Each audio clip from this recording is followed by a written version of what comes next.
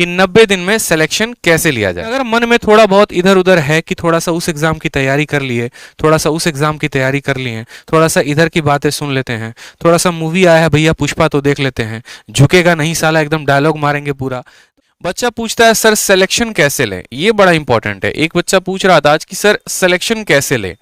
ठीक है, गुरुकुल में भी आज इसी बात पे डिस्कशन हो रहा था बच्चों से सुबह में कि सर सिलेक्शन ले तो कैसे लें, और बच्चे कितने हुए हैं। ठीक है, दिन हमारे पास कितने बचे हुए हैं जरा देखो। तो मैं अगर मोटा मोटी हिसाब लगाऊं तो फरवरी, मार्च और अप्रैल में पेपर है, यानी अगर मानो हमारे पास 90 दिन है तो इस 90 दिन में सिलेक्शन कैसे लिया जाए। सबसे महत्वपूर्ण बात कि 90 दिन में सिलेक्शन कैसे लिया जाए। ठीक है, दिख रहा है ना, 90 डेज में सिलेक्शन कैसे ले, और ये आ जाता है लाइफ में अभी सबसे बड़ा क्वेश्चन मार्क। क्योंकि जैसे आप सीजीएल दोगे, सीजीएल चलेगा कम से कम 15-20 दिन, और 15-20 दिन के बाद जो है आपको सीजीएल के नोटिफिकेशन के तुरंत बाद, पेपर के तुरंत बाद जो है आपका सीएचएसएल का पेपर आ जाएगा। अब जब कहानी ऐसी होगी तो उस केस में आपके पास टोटल बचते हैं सिर्फ और सिर्फ ये 90 डेज। कुछ मुद्दे की बात हम आपको बताने वाले हैं, और वो मुद्दे की बात क्या है आप बड़े ध्यान से समझिएगा। तो जो इंपॉर्टेंट है वो क्या है, ये 90 डेज की स्ट्रैटेजी क्या है। बेकार है कहीं पर स्ट्रैटेजी सर्च करना, बेकार है सारी बातें। सिंपल 3 सफलता के मूल मंत्र होंगे। वो होगा पहला क्या, मैं अगर बताऊं तो सबसे पहले आप अपने सिलेबस को पूरा करो, ये बात आप अपने मन में डाल लो।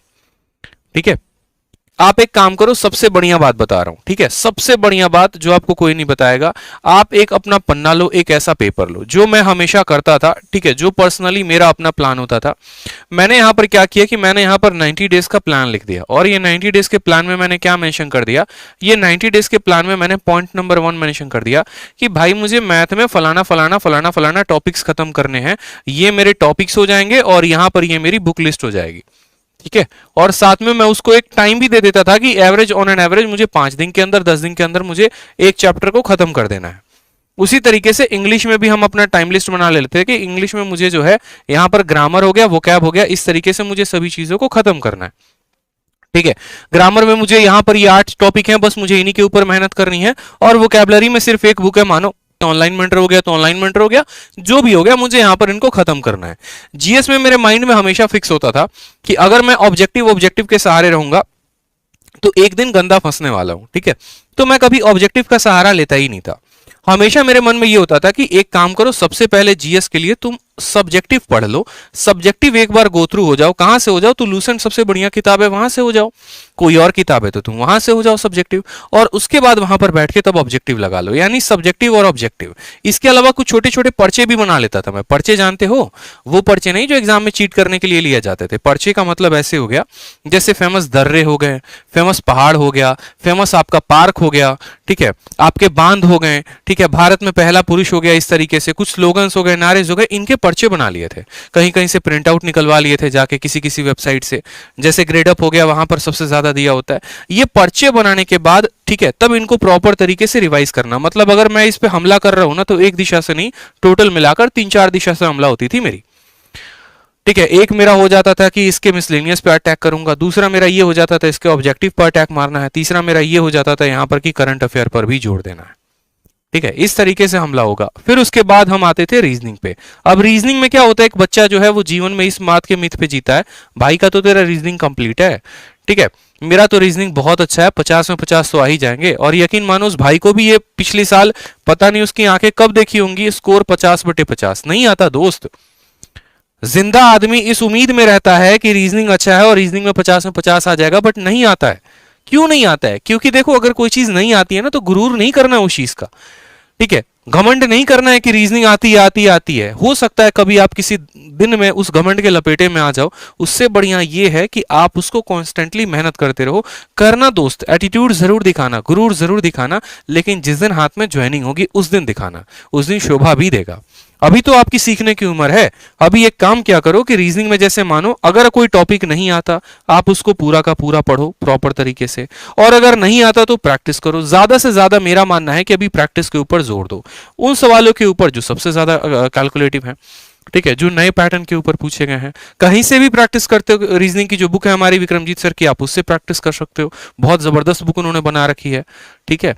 तो इस तरीके से आप यहां पर पूरा पे एक प्रॉपर 90 डेज का प्लान बना लो। उस 90 डेज के प्लान में आप हर सब्जेक्ट को टारगेट कर रहे हो, आप वोकैब को भी टारगेट कर रहे हो, आप करंट अफेयर को भी टारगेट कर रहे हो, आप रीजनिंग को टारगेट कर रहे हो, मैथ को कर रहे हो, इंग्लिश को कर रहे हो। तो इस तरीके से एक 90 डेज प्लान अपने आपने कॉपी में बना लिया, सारी बातें आपने नोट डाउन कर ली।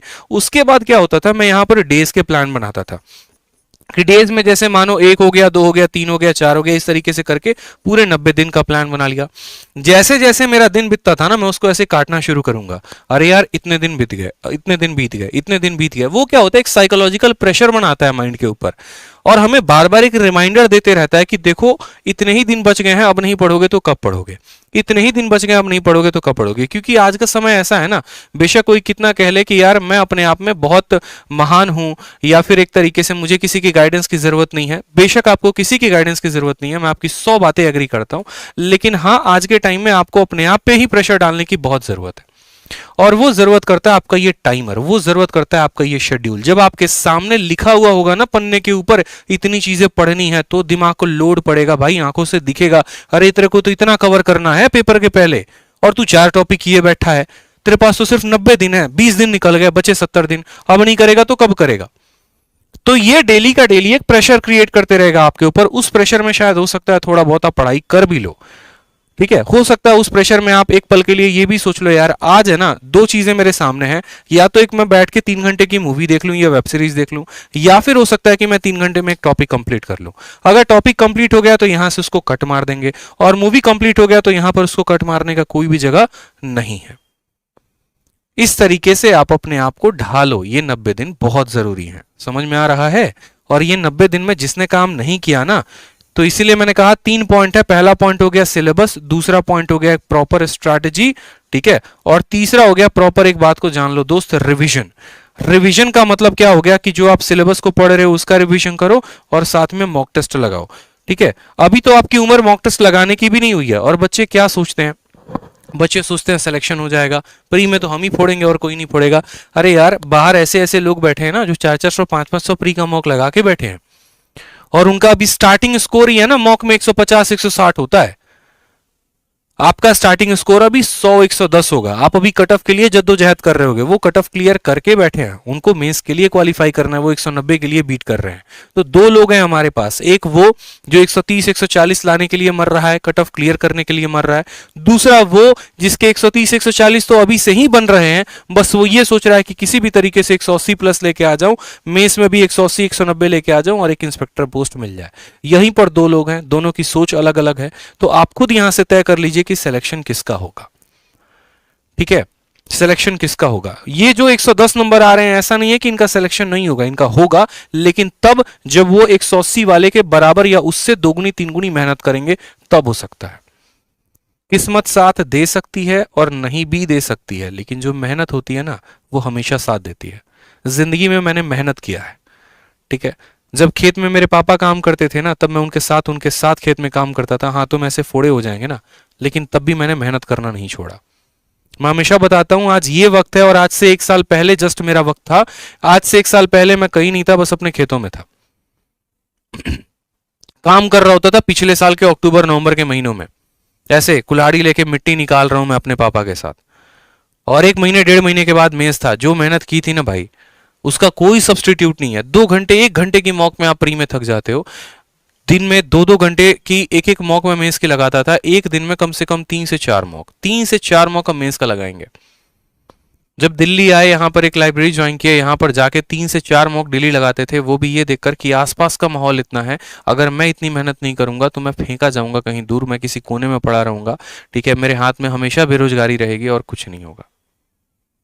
2-2 घंटे की 3-3 मॉक, 4-4 मॉक। बस नीचे एक चाय की दुकान होती थी, एक मॉक दिया, इतना प्रेशर बन गया, जाके चाय पिया, फिर वापस आके फिर बैठ के मॉक। सुबह निकलते थे सूरज देखकर, रात को सूरज ढलने के बाद ही सीधा रात में 11-12 बजे आदमी निकल रहा है। बस वो 1 महीने अपने आप से प्रॉमिस कर लिया था कि ना लेफ्ट देखो ना राइट देखो, बस अपनी किताबों को देखो, अपने कंसेप्ट को देखो, बनाओ, पढ़ो कायदे से, वही तुम्हें जो है कामयाब बनाएगी, वही तुम्हें आगे लेके जाएगी। तो इस बात का ध्यान रखो, प्रॉपर तरीके से जो है पूरा एक अपना शेड्यूल बनाओ। आपकी कमजोरी, आपकी जो खासियत है, वो सिर्फ आप जानते हो, आपके अलावा कोई नहीं जानता है। आपको पता है आपके वीक पॉइंट्स क्या हैं, आपको पता है अगर आपकी जीएस कमजोर है तो सर आप काम करिए ना उसके ऊपर, किसी और को थोड़ी लेकर आएंगे सर आप काम करवाने के लिए, भैया मेरा जीएस है तुम अच्छा करवा दो, ऐसे नहीं होगा सर। आप ही को ढूंढना पड़ेगा ना। आप या तो इंटरनेट को ढूंढिए, या आप किसी किताब को पकड़िए, या आप कहीं और पे पकड़िए, लेकिन हाँ जो भी है आप प्रॉपर तरीके से डिसाइड कर लीजिए, मेरा वीक पॉइंट है मैं इसके ऊपर काम करूंगा, ठीक है। तुम्हारा वीक पॉइंट है, अगर मानो कि आपका वीक पॉइंट है जीएस की तरफ, तो आप जीएस के ऊपर ज्यादा फोकस करो। वोकैबुलरी है तो वोकैबुलरी के ऊपर ज्यादा फोकस करो। हर जगह अपने आप में अच्छा है, हर जगह अपने आप में बहुत बेहतरीन है। आप अपने घर से भी पढ़ाई कर सकते हैं, बाहर से भी पढ़ाई कर सकते हैं, कहीं से भी आप पढ़ाई कर सकते हैं, कोई परेशानी की बात नहीं, लेकिन बस पढ़ाई आपको करना है, ठीक है। कुछ सोशल डिस्ट्रैक्शंस हो जाते हैं जिसके ऊपर थोड़ा काम करो। अगर किसी चीज पे लगता है कि समय ज्यादा जा रहा है तो अपना प्रॉपर एक शेड्यूल बना लो कि इसको बस इतना ही लिमिटेड टाइम एक देना है, इससे ज्यादा नहीं।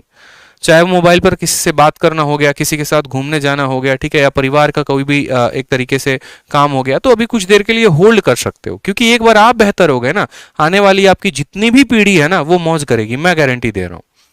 क्योंकि एक इंसान के ऊपर आज के टाइम में 3 जनरेशन का जो है रिस्पॉन्सिबिलिटी होता है। अगर मैं हूं ना तो मेरे ऊपर मेरा खुद का रिस्पॉन्सिबिलिटी है, जो मेरी अपनी जनरेशन होगी, जैसे मैं हो गया, मेरी वाइफ हो गई, ठीक है, मेरे भाई हो गए, मेरी बहन हो गए, वो हो गए। एक मेरा पिछला जनरेशन, जैसे मेरे पापा हो गए, मेरी मम्मी हो गई, मेरे दादा हो गए, मेरे चाचा हो गए, वो ठीक। और एक मेरा आने वाला जनरेशन, जैसे मेरा बेटा हो जाएगा, मेरी बेटी हो जाएगी, मेरे जो आने वाले पूरी की पूरी हायरार्की होगी।